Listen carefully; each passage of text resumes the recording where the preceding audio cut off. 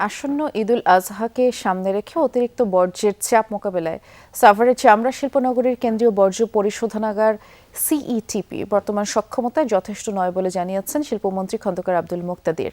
দুপুরে সাভারের চামড়া শিল্পনগরীতে ট্যানারি মালিকদের সাথে মতবিনিময় সভা শেষে শিল্পমন্ত্রী জানিয়েছেন, বর্তমানে সিইটিপিতে প্রি ট্রিটমেন্টের মান বজায় রেখে প্রতিদিন 14,000 থেকে 18,000 সিপিএম বর্জ্য পরিশোধনের সক্ষমতা রয়েছে।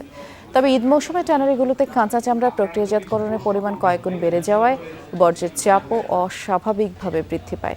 সে সময় দৈনিক বর্জ্য পরিশোধনের চাহিদা প্রায় 45,000 সিপিএমে পৌঁছে যায়, যার ফলে বিদ্যমান সিইটিপির উপর অতিরিক্ত চাপ সৃষ্টি হয়, কার্যক্রম ব্যাহত হওয়ার আশঙ্কা থাকে।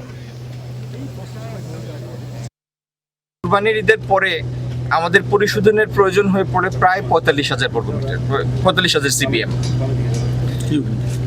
সেই জন্য আমরা যেটি পরিকল্পনা করছি যে আগামী দিন সক্ষম ট্যানারি যেগুলি তারা নিজেদের ইটিপি স্থাপন করবে।